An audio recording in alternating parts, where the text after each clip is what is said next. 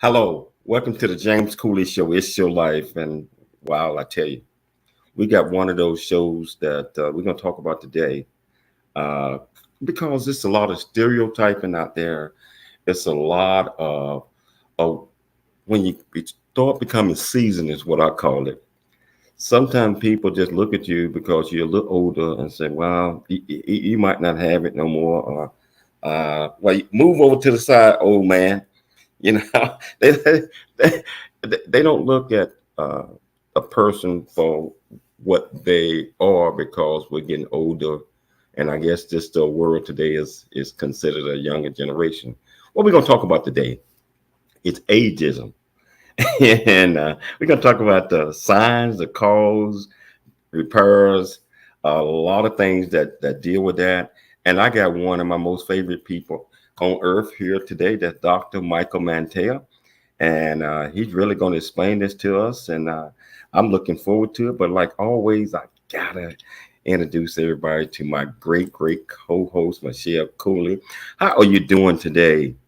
I'm doing good. Really excited about the show today. We were talking with our guest, before the show actually started, and I'm excited to hear and for him his point of view and research discussions about, the subject of ageism. And sometimes I do believe that a majority of people do not realize how they come across or the things they say to make that person who is up in age, feel I, like they're I not kind of like to important. call it season. Call it kind of season. Yeah. I Season, don't like to use the season. term up in age. Well, you know what? That's what I'm saying. I call it, some people might, I say up in age, but that might be something that a seasoned person may not like how you describe them. Or some people just say, oh, you're old. That's even worse. So, this is going to be a very interesting conversation today. Yeah, and some of the things, just like I guess brought up um, the fact that and we keeping politics out, is that the president, a lot of people are saying that he should not run again because he is too old. That's what they're saying. But age does not matter as long as the cognitive skills, as long as the leadership ability is there, as long as you're able to do a lot of other things. So I'm excited about this one. So Michelle, let's get this thing started. Can you please tell our viewers the title and the purpose of today's show? Yes, the title of today's show is Ageism: Signs, Causes, and Repairs. And the purpose of the show is getting to know the background of cognitive behavioral coach, keynote speaker, author, and advisor, Dr. Michael Mantell.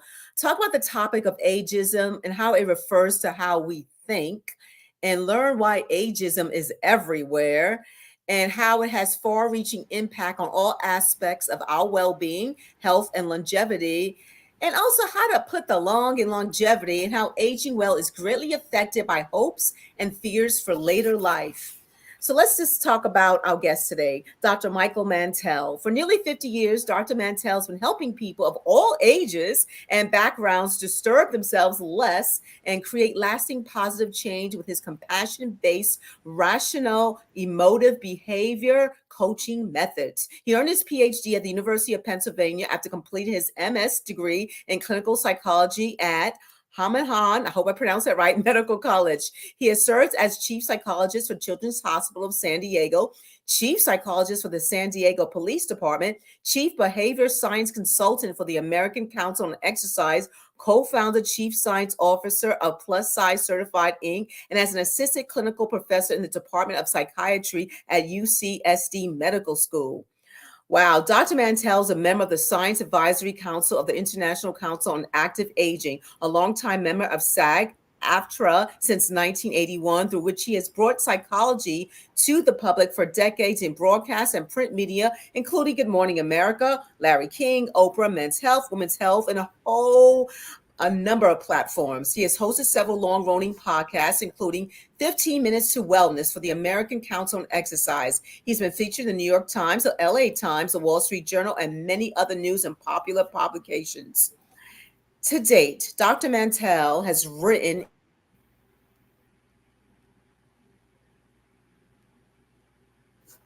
He's written 4 books, including his first in 1988, Don't Sweat the Small Stuff, P.S. It's all small stuff. Ticking bombs, diffusing violence in the workplace, and the link is what you think. The James Cooley Show welcomes back Dr. Michael Mantell to the James Cooley Show. It's your live E360 TV. Yay! How you doing, sir? Welcome back, sir. How My you doing? two best friends, Dr. James and Michelle. How are you both doing today? Doing great. Doing absolutely wonderful, and even better to have you back on the show again because you always bring so much enlightenment and so much knowledge every time that you come on the show. So, for some of the people that might have not seen you on the show before, can you tell them a little bit about you and tell the audience about your professional backgrounds and summarize some of the roles that you have held? Well, Michelle did a magnificent job in going through my background. I'm not sure what else to add. Those are the wonderful titles. But my approach to psychology has always been to cut through the psychobabble, to cut through all of the stories out there and get right to the heart of how to help people. And I have found over 50 years of doing this that when you cut to what people think and you help people identify the way they are thinking, they understand that the problems they're having in life are not the problems. The way they're thinking about those problems, that's the problem. I met my wife in high school in January 1966. For those who follow me on Facebook, there's a picture of us that we just posted back in the summer of 1966. We met actually in January 26th, 1966. Got married a number of years later, been married over 50 years, have 2 sons, 6 grandchildren, and life is good. You're a blessed man, Dr. Mantell. You're a blessed man. So can you tell our listeners and our viewers what is a cognitive behavior coach and what do they focus on? Well, we focus on, as I say, the way people think. And we don't look at why people are certainly the way they were, by the way their parents treated them and this and that. We look at what are you telling yourself about this issue or the way that person's treating you or this situation. We then focus on how you can change your behavior. What internal thoughts can you have that'll motivate you forward? What thoughts do you need to challenge, to question, to change? And that's what we do. I focus on working with people who are having everyday problems in life, what we call healthy negative emotions. And I help people distinguish between healthy negative emotions and unhealthy negative emotions. And so when people are educated that way, in fact, don't even call it treatment or therapy, call it psychological education, teaching and helping people learn how to think in healthier ways. Wow. So the title of the show today is Ageism, Signs, Causes, Repairs. What is ageism? Well, it's a good question. Ageism was first described in 1969 by a psychiatrist whose name is Robert Butler, Butler. He was 42 years old back then, and he headed up the District of Columbia's Advisory Committee on Aging. And what Robert Butler said was that ageism is how we think. In other words, the stereotypes we have of people who are older, how we feel, the prejudices that we carry towards people who are older, and how we act, discrimination towards others or ourselves based on age. I want to just share with you a study that was done and published very recently a Journal of American Medical Association. And this was based on a national poll on healthy aging from University of Michigan. And they looked at about 2,000 or so people. And what they found was that 9 out of 10 Americans, 9 out of 10 between the ages of 50 and 80 report suffering from some kind of ageism to the point where it damages their mental and physical health due to age-based discrimination, prejudice, and stereotyping. And it shows itself in many ways. We'll talk about some of those ways. But when you realize that 1 out of 2 people, 1 out of 2 people around the world are ageist against older people, and ageism affects us throughout life, and it exacerbates race, it exacerbates sex, gender, and it exacerbates disability. It's harmful physically, emotionally, socially, economically. But thankfully, we can combat it. We'll talk about how to do that. I have a lot of information that I want to share with you about this topic, and I appreciate the opportunity to join you to do this. One of the things you said, something that was so interesting to me, that we brought it up in our pre-conversation. I just was listening to the news, and they were saying that, again, not political, many people are opposed to the president running again because he'll be too old. Oh my goodness. How many times do we hear things like having health problems is part of getting older? No, it's not. How many times do we have heard people tell us they're exposed to internalized feelings of ageism, about feeling lonely or depressed, or they're worried about getting older? And again, many people, almost everyone, feels that they hear it and suffer from it. So you mentioned that I think you said that this is not just an American problem, but it's a global problem. Yes. And so how do we combat that? I'm talking about not just in here, but all over. Well, we have to look at the causes to understand how to combat it.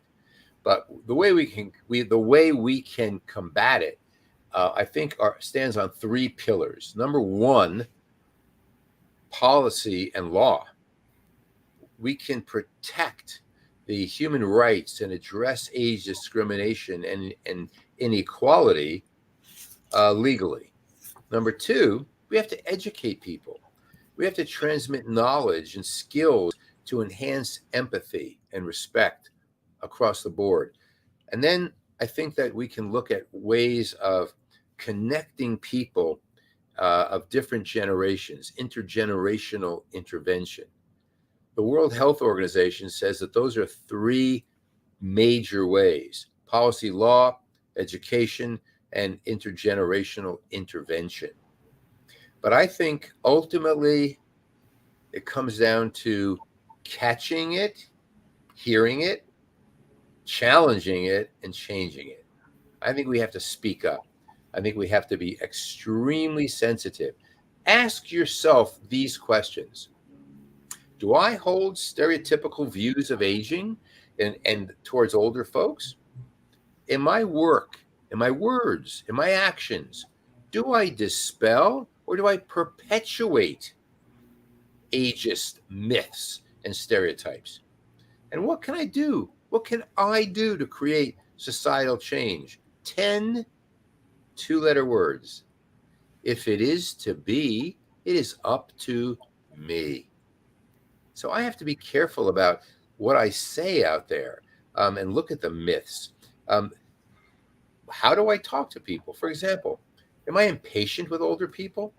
Do I have controlling talk, baby talk? Oh, you're so sweet.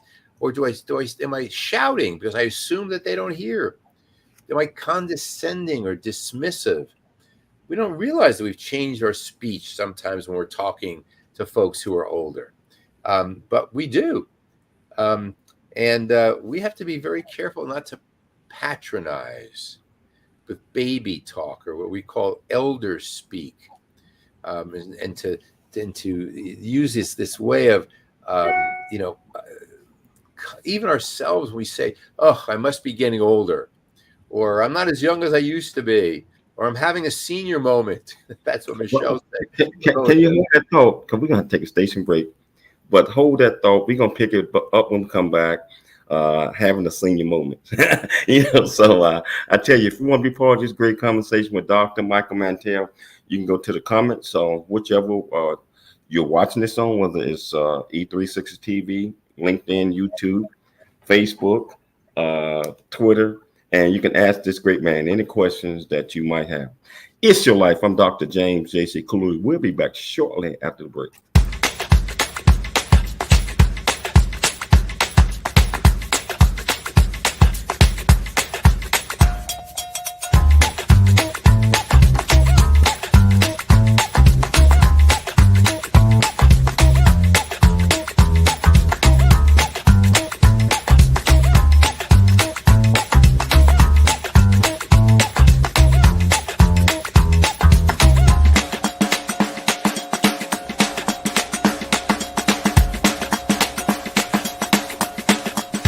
The J.C. Cooley Foundation is a nonprofit organization that was started in October of 2014. The J.C. Cooley Foundation continues to strive to expand its programs and offerings to the youth, young adults, and citizens of our great communities nationwide and overseas. We hope that you'll be able to take part in one or more of the many exciting events that we are offering this year and experience firsthand the pride we take in supporting our cause. It's our mission to equip the youth of today for the challenges of tomorrow, and we rely heavily on the generosity of individuals and business owners for support. Without the assistance of community-minded individuals just like you, we wouldn't be able to serve our youth each year. We ask that you make a commitment to support our annual appeal by making a cash donation. This year's goal is $50,000. Your generosity will assist us in making a difference in the lives of the youth in our community. You can give online at CooleyFoundation.org. Remember that every donation makes a difference regardless of size. The J.C. Cooley Foundation thanks you in advance for your contribution. Noah Dingley here, producer of The James Cooley Show, It's Your Life. And the new audio version of James' book, Country Boy, City Boy, A Journey That Ain't Over Yet, is a must-have. James shares his true life story of struggle and success in America. It's both a cautionary tale and a roadmap to achieving the American dream. Get the new audio version of Country Boy, City Boy, A Journey That Ain't Over Yet by James Cooley on Amazon.com or wherever audiobooks are sold.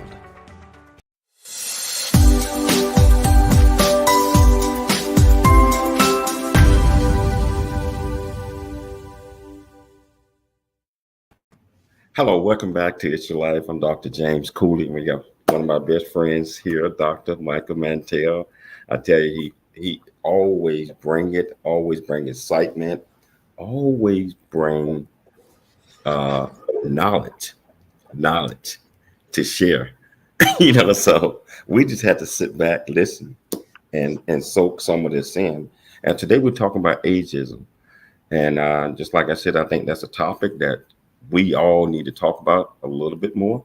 We need to become aware of it, and we need to understand some of the stereotypes that we might be doing ourselves, and not know that we are doing those things. And plus, we always have to take in consideration, just because a person is getting older doesn't mean that they're getting more unintelligent.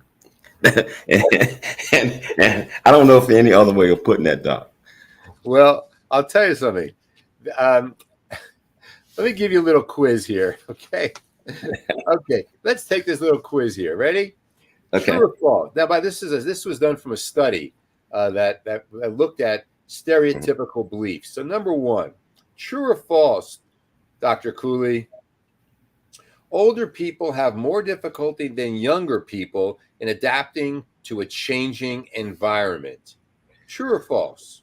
I believe that might be true, because sometimes we are resistant to change. Aha. Well, guess what? It's false. Adaptive ability is an aspect of the personality that tends to remain stable over time. Many older people voluntarily change their place of residence after retirement. They buy personal computers, compact disc players, and whatever else they do. They're changing. Here's another one. Ready? Depression is more common in older people than in younger people. True or false? I think that's false because I believe younger people not going through the things that as we become older and we learning from our mistakes, seem to have problems dealing with depression more so. Okay, that will give you an A on. You got that right. Here's another one. Ready? Here's another. Let me give you this one. Older people usually experience a decrease in life satisfaction. That's false to me.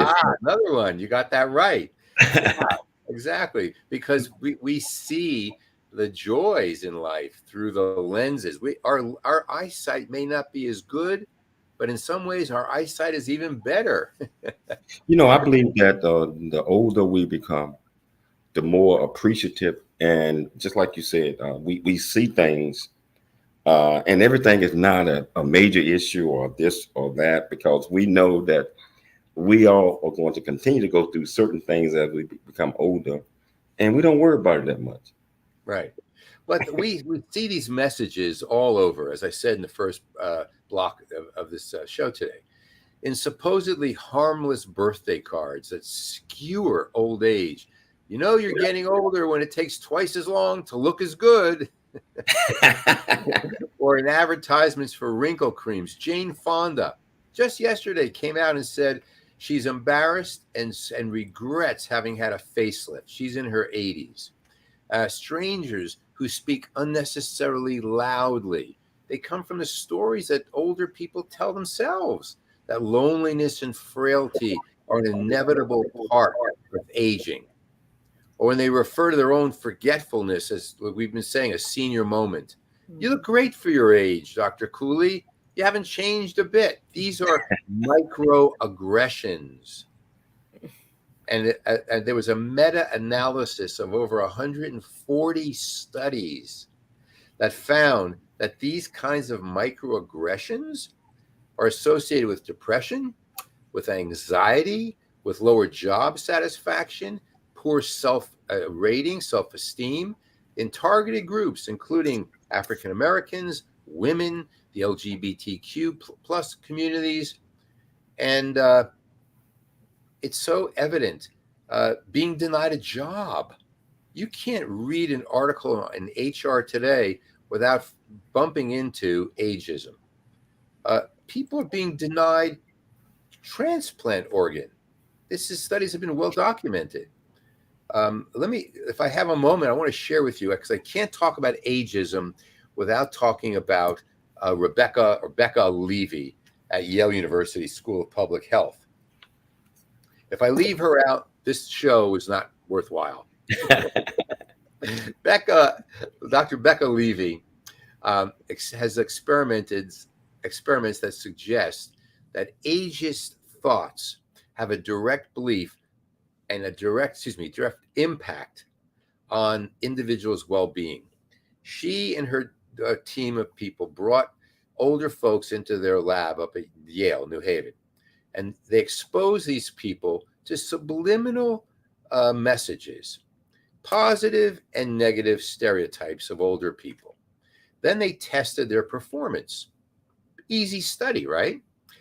They found that negative stereotypes raise people's blood pressure, cause them to do worse on memory tests, whereas absorbing positive messages about aging improves their physical strength and balance, their walking speed, and their will to live. People with positive beliefs about aging eat healthier, have lower levels of the stress hormone called cortisol. And when we're bombarded wherever we go by everyday ageism, the president is too old, may continually trigger this stress hormone and blood pressure and worsen our conditions like heart disease and diabetes. We don't want that. So we have to use your program to get people thinking, to catch these ageistic stereotypes, to challenge them and to change them. Wow. The healthcare industry, I mean, it's a big industry, but Dr. Mantell, do you see, in your opinion, do you see that seasoned individuals are treated differently or not taken as seriously when they go to seek, medical care, whether it's physical or mental, or they feel like they're not being heard, and maybe they're just not expressing themselves from a medical's perspective. I mean, what are your thoughts on the healthcare industry and ageism? Well, the first thing I want to comment is that we have something we call the healthcare industry, and that stabs me in the heart to begin with. As soon as we make something into an industry, it's a moneymaker. And so yesterday I was talking to a client of mine who turned 72 a couple of days ago, and she was telling me how her knee hurts and her back hurts, and she tore something in her ankle, and she has to have this procedure and that procedure. When someone says my knee hurts, my back hurts, all she hears from her doctors are, yeah, that's part of aging. We understand. We have to do this, and this. It's not covered by insurance, but we have to do it. What? No, that's not care. That's not care. That's treatment. And that's dismissing someone and pushing them to the side. That's not the way we want to take care of people. Think about things in a different way and watch how much easier it is for people to go on. No, it's not that, oh my God, see, I'm 72. This is what happens. No. Your mother is in her 90s. She's still dancing. And nothing to do with the number. It has to do with the way we plan, the way we carry ourselves, what we believe. Do we have high hopes for tomorrow? I just gave a talk at a continual care retirement community in La Jolla, California. And I played this Frank Sinatra song, High Hopes, for them. And this group of people in their 80s and 90s got up and swaying to the music and singing loudly. And you could see their hearts were aglow because they embrace high hopes. So I think that the medical industry, by focusing on what's wrong instead of promoting what's right, by dismissing the aches and pains as part of aging, is not serving our aging population well. I totally agree with that, because the assumption could be made, oh, your knee hurts, it's probably arthritis, or, just take this, Tylenol or whatever they prescribe. But Right. it could be more than that. It doesn't necessarily have to be arthritis, as opposed to a 20 or 30 or 40-something-old person, my knee hurts and stuff. Automatically, the doctor would not think arthritis. They want to dig a little bit deeper. So they may not even realize they have an unconscious bias towards people who are up there in age. So when when an older person goes to the doctor's office and they go to the front desk and they sign in, and the nurse says, "How can I help you today, young lady?" Young lady? No, I'm not a young lady. These kinds of statements, they go on. We don't want to hear that I'm having a senior moment. I even know a friend of mine is a doctor who says, "Oh, I was having a senior moment with a patient the other day." Well, if the doctor says that, or if a doctor says to a patient, "You look great for your age," or you're doing really well for your age. We're feeding the wrong thing. I agree with that. And like I said, people don't realize what they're saying. Because if someone says, "Hey, young man or young lady," the recipient can take it as an offense, like you're talking down to them, or you have to convince them that they're young. So you're saying young man or young lady, but I don't think it's done purposely, intentionally. No. But you have to be aware, unless someone has to make you aware of these things. I think that's the issue. You see, in healthcare, oftentimes people will talk more loudly or more slowly. Mm-hmm. And I hear perfectly fine. I'm 73 years old. I hear perfectly fine. Please don't slow down. When someone slows down, because you guys know me and my sense of humor, I'll say, "Are you having speech difficulties?" Mm-hmm. I got to ask this because Wait a minute. I want to interject in that real quick, James. I just thought of something. Dr. Mantell, you brought up Jane Fonda a couple of years ago. Yes. I mean, a couple of minutes ago. Yes. And it's interesting. It's like when you get older, when a person gets older, let's say, I don't know, 50, 60, 70, 80, 90, the expectations that you have to wear these type of clothes for older people. Why are you wearing shorts? Why are you wearing a tank top? Why are you wearing a two-piece bathing suit? Why shouldn't I? How is that going to harm you if I'm wearing that? Let me be me. Well, Sophia Loren, who was 86, said that when she was 86, she said she feels like she's 20. Mm-hmm. And she said that there is a fountain of youth.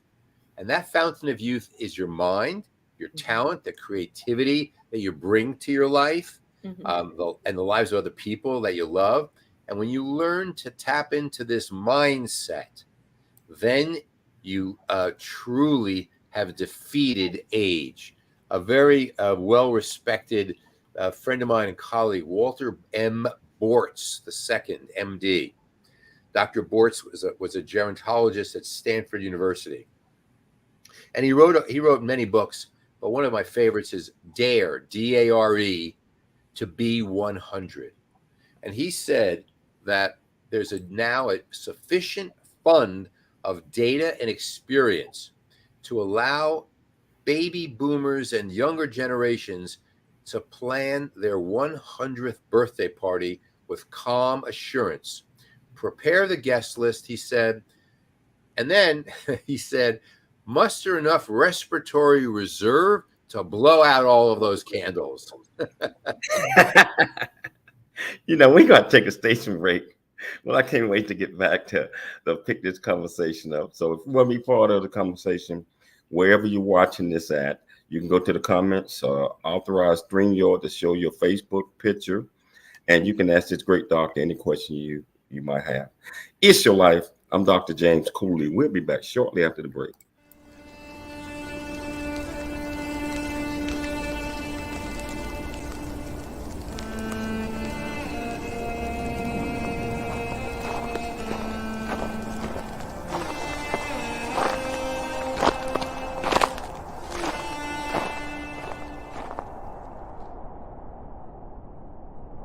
Hello.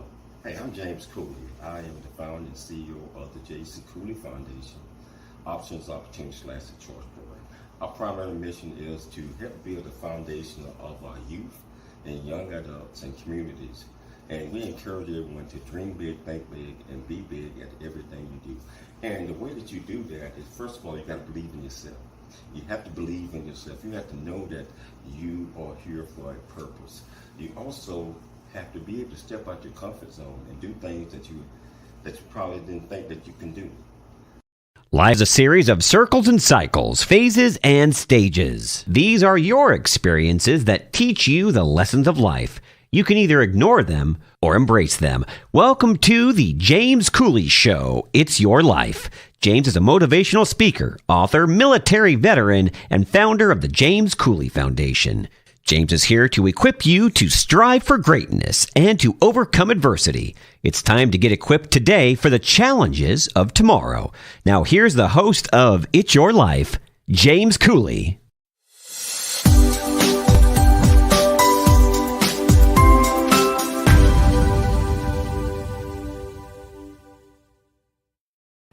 Hello, welcome back to the James Cooley Show. It's your life, and I got my main man, Dr. Michael Mantell here. That's educating us, and it's you know what? It's funny, it's good, and it's just inspiring about some of the things that we should always think about. We should always think about other people's feelings, how we address others, how we see ourselves. And all of us are going to age. All of us are going to become a little bit more seasoned, but that does not make you less than a person. It does not make you unintelligent. It does not mean none of those things. Actually, it should make you happy that you are still here and continue to be here. So what are your thoughts on that, Dr. Mantell? Well, I'm glad you asked because you said something that ticked something in my head, and that is this. Because someone has arthritis, we hope we don't say they are an arthritic. If someone has cognitive decline, we don't say they are demented. In other words, I want to eliminate self-esteem from our vocabulary. Self-esteem in psychology is cancer.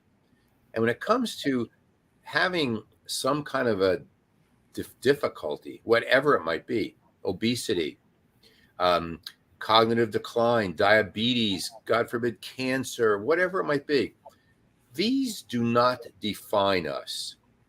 There's no way that chronological age defines you or I. We are not our age. So I want to be sure that if I have a bad knee, I am not a bad knee. I am not old. I have lived this many years. There's a big difference. And I think one that is so darn important to understand. To go back to Walter Bortz, MD, he said that who you get to be, how old, how wise, competent, creative, sexy, fun you become depends on how you plan. And he said decrepitude and loss are not predetermined. How you set your course is highly predictive of the journey you'll take. So the question is, do you believe that you can be healthy at 100? Doesn't mean you will be. But if you're not, does it mean that you are now finished? No. It's not how old you are, but how you are old that matters. Funny you mentioned it in a couple of my books. I write about knowledge, understanding, and focus. And I talk about, knowledge is things that we learn from life, just growing up, even from birth all the way till you get to today. I mean, it's a knowledge gathering base. Sometimes when we gather in knowledge, we don't always understand until we make a mistake or two. Case in point, I write about in my book, Country Boy, City Boy Journey in Ovia.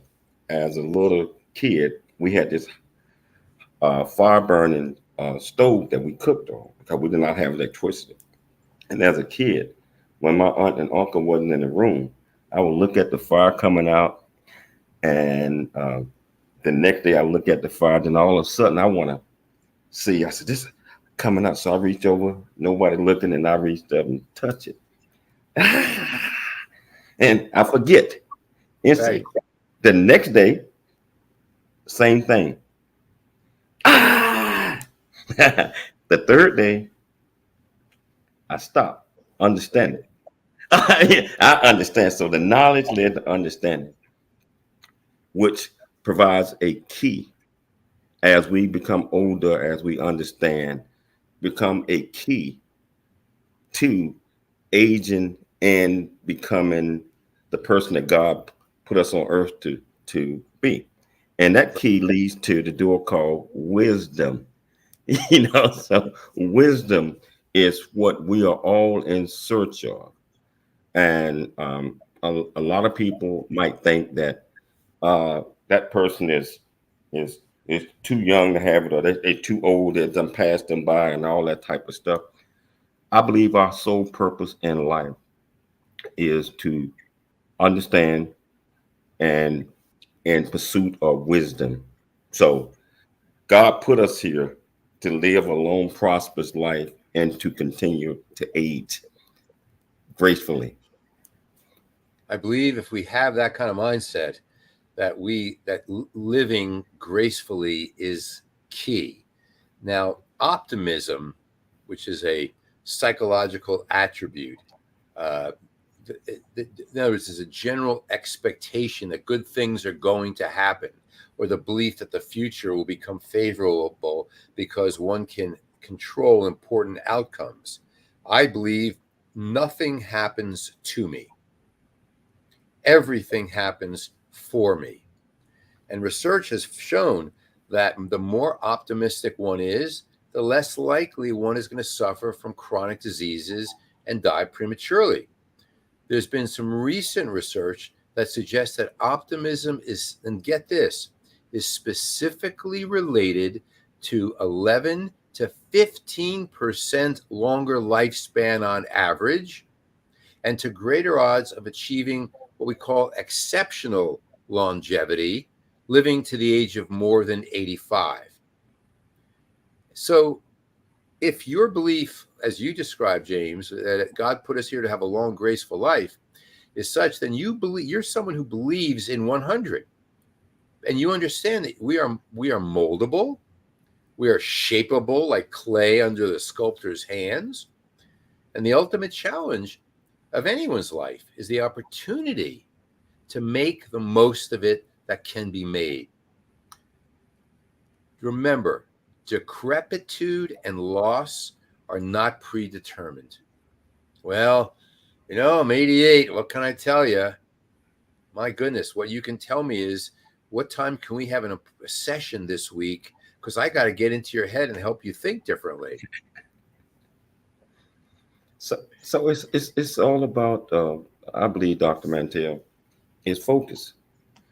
Focus on the positive side of things, because I believe that if if we if we let a lot of things get in our head, and we're just like I said, we're going to age regardless, but staying positive, focus on the positive things, focus on the ultimate goal. And that goal, I believe, is wisdom. Regardless how old we are, as long as we still here, we are still in search for wisdom. And we should always be that way until the end of time. See, your thinking, though, which is as healthy as we can get, and hope that more people learn from you, your thinking suggests that you understand that aging well is impacted by the hopes and fears in later life. I like to say, if you're going to get old, you might as well get as old as you can get. If you're going to get old, you might as well get as old as you can get. But let's do so in a healthy way, in an engaged way. Dare to be 100 stands for D, diet, what we eat; A, our mental attitude; R, our relationships with people; and E, our exercise. And today, if you think about it, we have a short life and then a long death. We have to change that. Middle age now is 40 to 80. That's middle age today, given the lifespan we have. But we want to live with grace, as you put it. And that's a choice that's ours to make by changing our mindset and speaking out against these ageistic comments that are all over us. When we hear it, call it out nicely, respectfully. Wow. We're going to take a quick break. We're going to come back and we're going to pick this up because I want to talk about and I know interest in mental health. How is that part of the affecting ageism?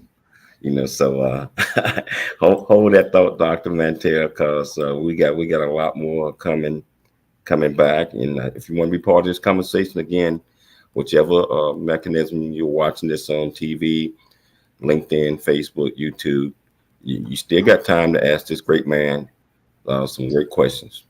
We'll see you shortly after the break.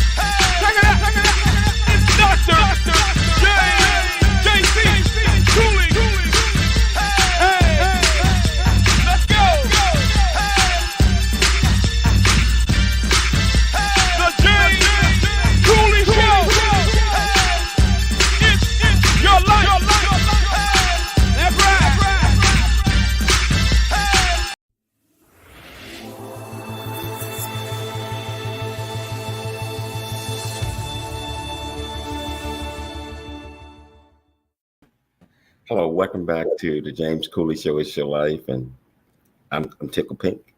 I mean, and I'm learning so much. It's like just like I mentioned to you, every time I talk to this man right here, Dr. Michael Mantell, it's just a wealth of knowledge and wealth of understanding.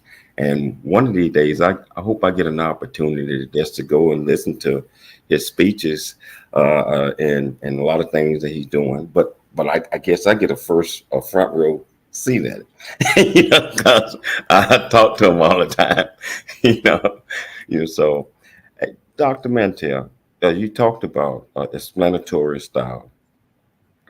How does that? What does that have to do with ageism? Well, it's a good question. Explanatory style is something developed by Martin Seligman, University of Pennsylvania. And he says that we tend to look at things in a personal way. We tend to look at things in a pervasive way. We look at the idea of things that happen are my fault.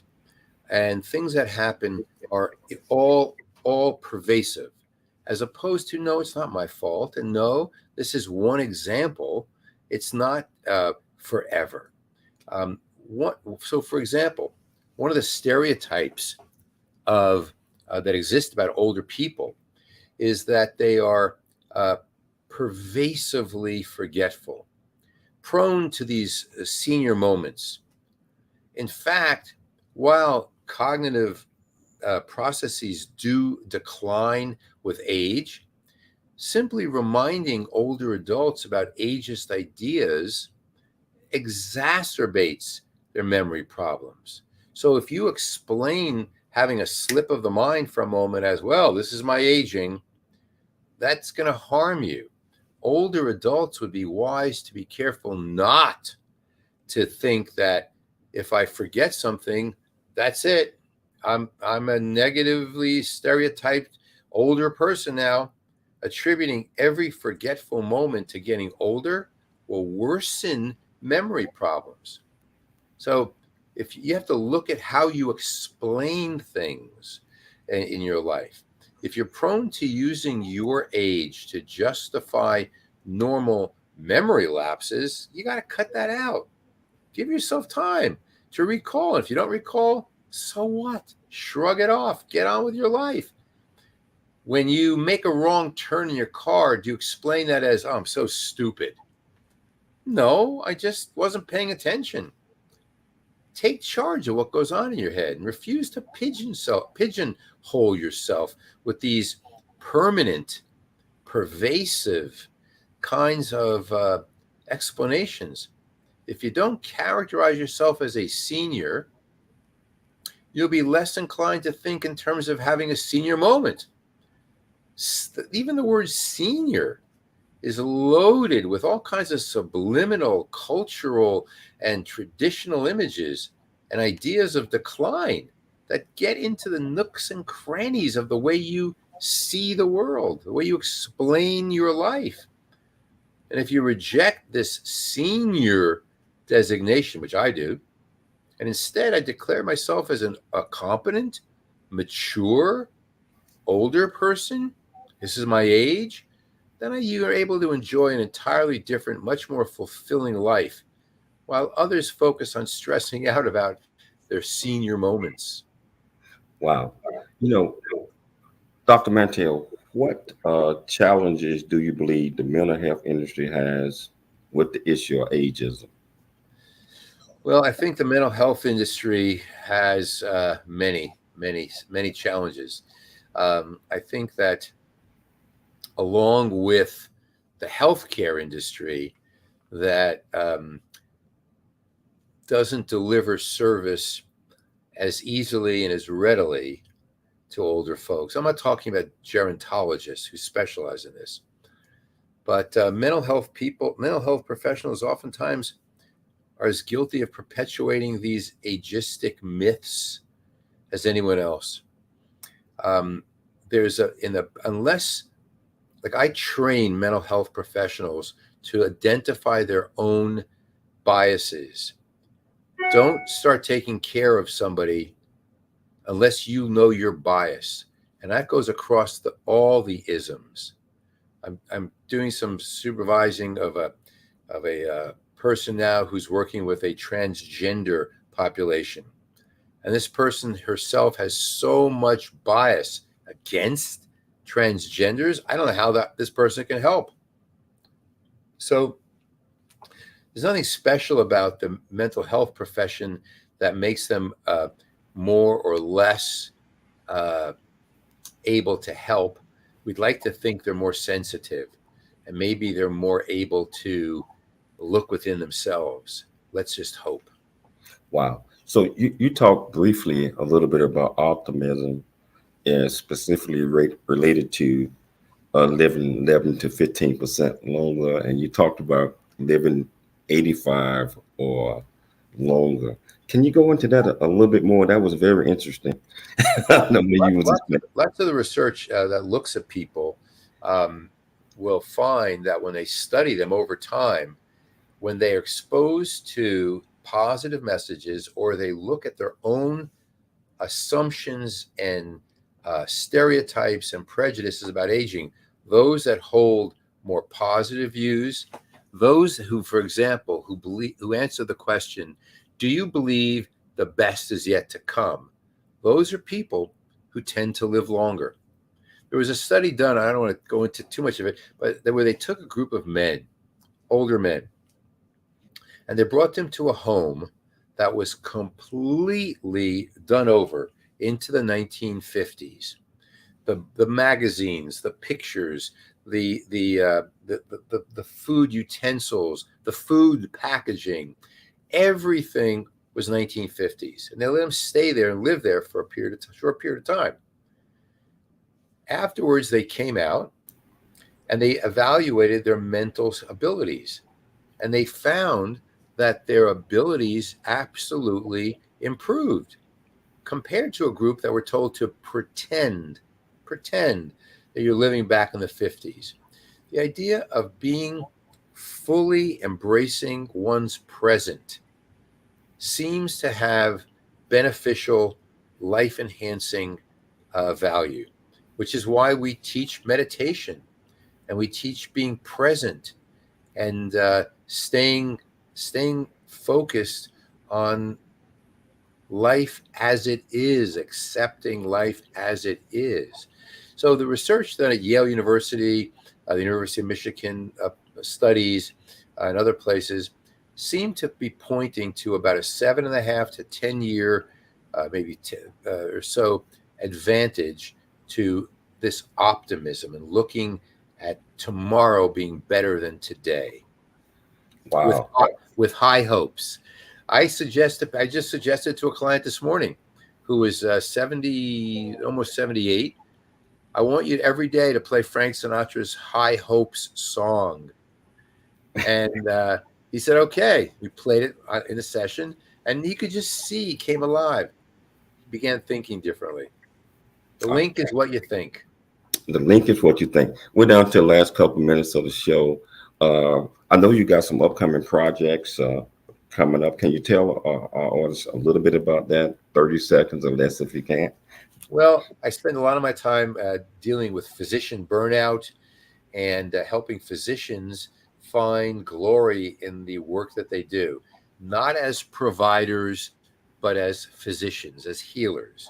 And so I spend a lot of time doing that. I'm also spending quite a bit of time lately in the area of obesity and helping those who have this disease learn how to live in a healthier way. And most importantly, our whole family's getting together next week for a great vacation. Wow. How can people that's watching this contact you if they want to reach out for your services or chat with you? I appreciate that very much. They can write to me at my email, Dr. Mantell, DrMantell, DrMantell at me.com, and just put in Dr. Cooley in the subject line. And so, what is one great takeaway that you want our viewers to get from this great message that we just talked about today, ageism? Think of yourself kindly. Don't rate yourself. Rate your pains, rate your age, but don't rate yourself. Age does not define you. You have choice. Dr. Mantell, you always got an open seat on the James Cooley Show. It's your life. I really appreciate you taking the time to come on the show today. And thank you so much for all that you do. And I look forward to having you back on the show real soon if we have time. So looking forward to it. I want everybody to always dream big, think big, and be big. Most importantly, I want everybody to always have an open heart and a caring heart. It's your life. I'm Dr. James J.C. Cooley. I'll see you same time tomorrow. It's your life, James Cooley.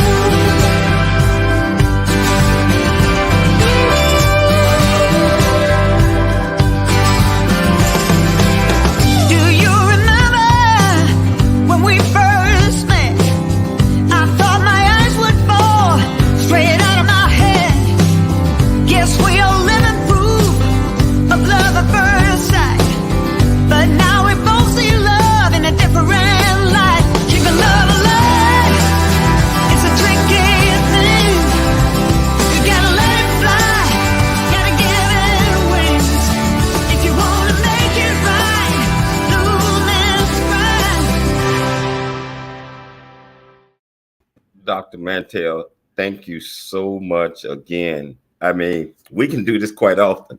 I'm happy to pick a topic. You do it.